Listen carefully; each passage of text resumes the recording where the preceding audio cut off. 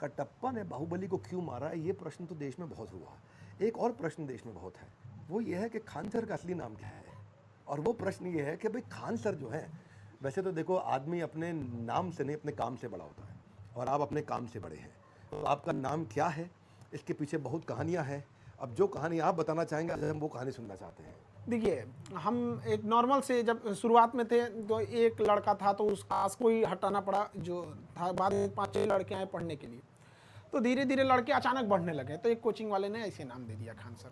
और बहुत सारे लोग अलग अलग नाम से बुलाते हैं, कोई अमित सिंह बुला दिया, कोई खान सर बुला दिया, और कोई जालिम खान बुला दिया। किसी को जो मनो बुलाना है बुला सकते हैं। बात ये नहीं है कि नाम क्या चीज़ है, बात ये कि हम अपने देश को प्रेजेंट करना चाहते हैं। हमारा मेन मकसद है कि हमें जाति धर्म से मतलब नहीं है। हमारी एक सिंगल सी एंटिटी है, एक पहचान है कि हम एक हिंदुस्तानी है, बस एनफ है यहाँ पर। आपकी हर बात सुन के लगता है आप एक देशभक्त हैं।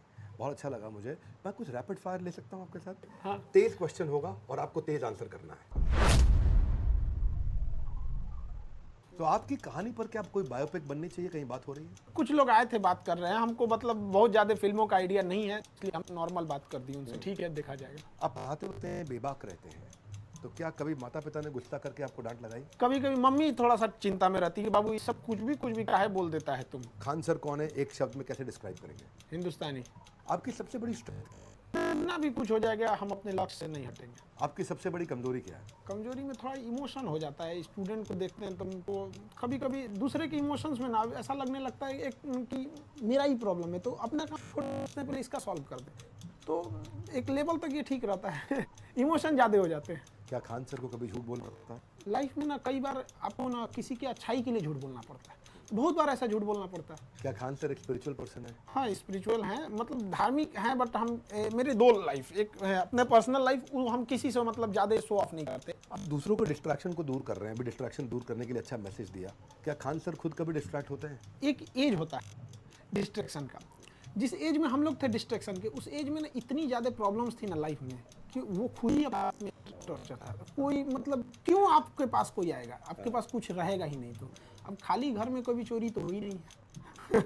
तो एक वो सर्टेन है। अब बहुत अच्छा हुआ, ऊपर वाले से हम दुआ मांगते हैं कि जिस एज में डिस्ट्रैक्शन होता है, वो एज में इतनी प्रॉब्लम आई थी कि वो एज उसी प्रॉब्लम्स को दूर करते करते खत्म हो गया। आपके कितने बच्चों ने अभी तक कोई सरकारी एग्जाम क्लियर किया है? हम तो सरकारी एग्जाम की अगर बात करें तो शायद ही कोई डिपार्टमेंट होगा जहाँ के नहीं होंगे, क्योंकि ये है कि 4-5 साल से पढ़ाने, जैसे जिसको आज पढ़ाएंगे वो तो 2 साल बाद जाएगा।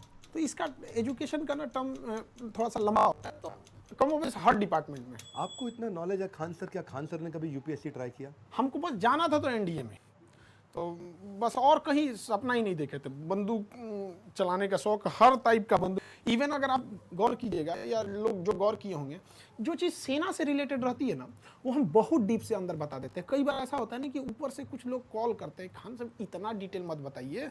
तो अब क्या होता है ना कि कुछ चीज़ें बता के उन लोग को भेज देते हैं, देखिए तो ये ठीक ठाक है ना, करने नहीं, इस चीज़ को कर दीजिए। बिहार में बहुत अनएम्प्लॉयमेंट है, जो नेशनल एवरेज है, बिहार का अनएम्प्लॉयमेंट एवरेज, बेरोजगारी उससे डबल चल रहा है। आपके हिसाब से इसका क्या कारण है? बिहार में स्किल्ड की प्रॉब्लम है। वहाँ जैसे कोई आता है काम करने के लिए, वो ये बोलता है कि हमको काम चाहिए। वो उससे बोलना चाहिए कि हम ये काम जानते हैं, क्या ये वाला है कि नहीं आपके पास। तो वहाँ पे स्किल्ड की बहुत कमी है।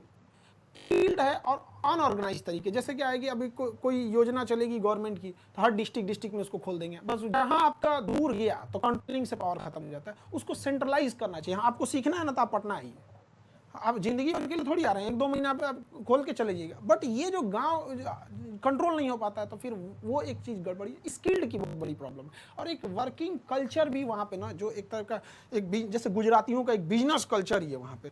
तो वहाँ भी ना नौकरी को बहुत प्रेफरेंस देते हैं। एक दादी जी थी, बहुत बूढ़ी हो गई थी, तो उनसे हम मिलने गए, बहुत खुश हुई कि वो खूब आशीर्वाद दी, कही कि सब तो ठीक बा, एगो नौकरी हो जाए सरकारी, तो अब ठीक रही।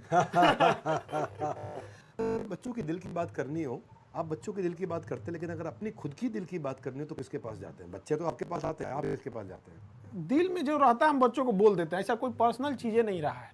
और अभी अब जस्ट पहले कि झूठ बोलने के लिए हम सबसे ज़्यादा अगर झूठ बोले थे ना तो कोरोना के टाइम पे। एक्चुअली क्या था ना, कोरोना में लोग डर के मारे बहुत ज़्यादा लोगों की जान जा रही थी। तो अगर हम पहले पूछ लेते थे तुम्हें उसका प्रॉब्लम क्या है, जैसे कर उसका ऑक्सीजन लेवल घट रहा है, फटाक से बोलते थे घट रहा है, अच्छी बात है, ये सबसे तेज रिकवर कर रहे हैं। जिनका 60 हो जा रहा है ना, 60 के बाद अचानक से बूम कर दे रहा है, तो वो ठीक होने के लिए नहीं सोच रहा था, वो सोच रहा था खान सर में ऑक्सीजन लेवल 60 आएगा, ठीक हो जाएंगे, 60 जल्दी आओ जल्दी आओ। मतलब उसको इस तरह से करना जो उसकी कमजोरी बोल रहा है, अरे यही सही होगा, किसी स्मेल चला गया, हमको यही वाला तो एकदम जल्दी सही हो रहा है। एक गाना मुझे याद आ रहा है, जिंदगी एक सफर है सुहाना, यहाँ कल क्या हो किसने जाना।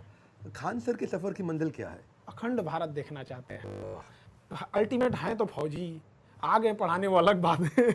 जाना तो था फौज में। भारत माँ का जो आंचल के और ये सीओ के चाय अक्साई चीज, वहाँ से हम लोग जो अखंड भारत था बस वही दे दो। वाह क्या बात है। आपका कोई अपना वीडियो जो आपको बहुत पसंद हो? कई सारे ऐसे अब अचानक अपने वीडियो में कैसे, अब जो इतना आदमी बोल देता है, रिसर्च कर देता है कि इंटरेस्ट है उसमें से हट जाता है। कोई मेरा ऐसा वीडियो जो आपको बहुत पसंद हो? दुनिया आपको क्यों जाने, वाई पीपल नो यू। और एक जो आपने बोला था कि हम भारत के एक संतान का चैनल सबसे आगे चला गया, वो तो मतलब नेक्स्ट लेवल था।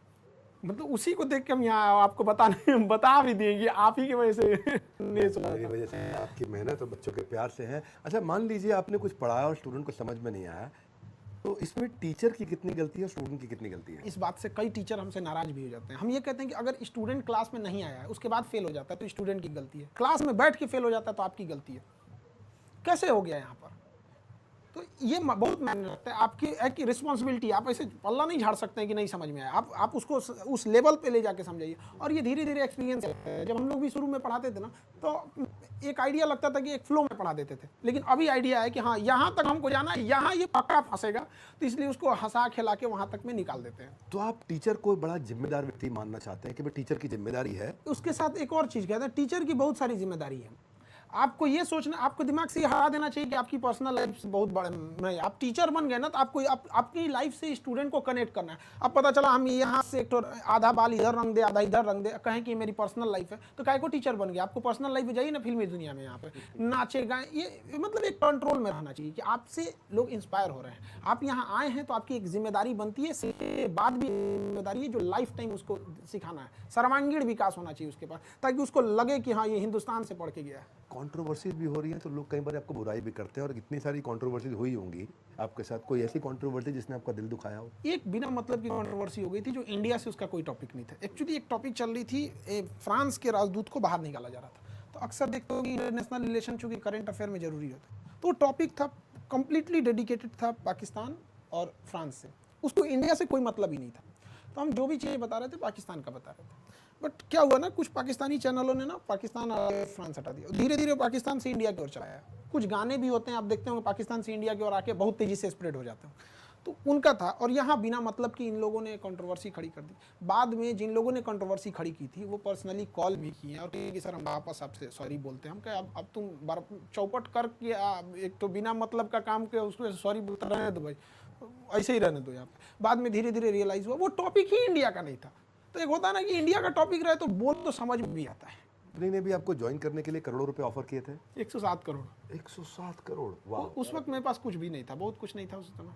आपने मना कर दिया? हाँ। क्यों मना किया आपने? उनके पास जाने का मतलब ये हो जाएगा कि आप अपनी फीस को बढ़ाइए। जो 200 रुपये की फीस है उसको 2000 करिए, 10,000 करिए। लड़का तो पढ़ेगा। अब जैसे मान के चलिए किसी को खानसा से पढ़ना है, तो 200 की जगह हम उसको 500 क्या थोड़ा सा कहेगा कि सर नहीं बढ़ाइए, फिर तो पढ़ेगा ही वहाँ पे। तो ये चीज़ें थी उनका कहना। हम कहते कि नहीं, फ़ी अगर 200 ही रहेगा तो कोई नहीं, फ़ी वो बढ़ाएंगे। कहीं नहीं सर हम आपको 107 करोड़ देंगे 200 रुपये की फीस में। हम कह नहीं चाहिए। तो चला तो आप एडटेक फर्म ही रहे, टेक्नोलॉजी बेस्ड एजुकेशन दे रहे हैं, 42 लाख बच्चे आपसे पढ़ रहे हैं, 200-250 रुपये आप 180 रुपया कुछ ले रहे हैं उनसे।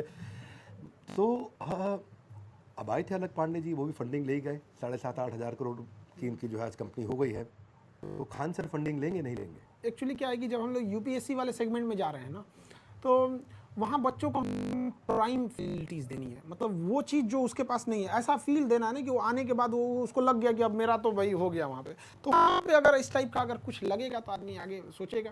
क्योंकि लड़कों को इंफ्रास्ट्रक्चर, गांव के लड़कों को ना हमको वो फील देना है ना कि उसको इंफ्रास्ट्रक्चर उसको लग जाए कि ये चीज़ इसके सिवा कहीं नहीं मिल सकती थी। मतलब 2 से 3 लाख में मिल रहा है, हमको वो मामूली मतलब जब जैसे 2 लाख 2.5 लाख की इसको आप 8-10 हज़ार तक सप्रेस करेंगे, उससे ज़्यादा तो वो सप्रेस भी नहीं हो पाएगा। कोई भी पढ़ा लिखा सोचेगा तो इससे ज़्यादा क्या सप्रेस हो पाए, तो उस टाइम पे हो सकता है कि ज़रूरत लगे। But at the last and यही है कि एक गाँव के लड़कों को भी हमको जहां तक जाना मिशन चाहिए आप नहीं हिलाना चाहते हैं, मिशन के लिए जरूरत पड़ेगी तो पैसा उठाएंगे भी, लेकिन मिशन नहीं हिलाएंगे। मिशन नहीं। आज खान सर के इस इंटरव्यू को मैं चाहूँगा कई बच्चों ने देखा होगा, इसको बाकी बच्चों तक पहुंचाएं ताकि वो और इंस्पायर्ड हों। ये अपने आप में बिजनेस मॉडल भी बहुत सुंदर है जिन्होंने अफोर्डेबल बनाया। खान सर एक ऐसे रेवोल्यूशनरी एंटरप्रेन्योर भी हैं और एक ऐसे एजुकेटर हैं, एक ऐसे टीचरप्रेन्योर हैं जिन्होंने बहुत बड़ा रेवोल्यूशन लेकर के आया। मैं चाहूँगा इस मैसेज को आप सही आदमी तक, सही व्यक्ति तक जरूर पहुँचाएं, सही बच्चों तक जरूर पहुँचाएं।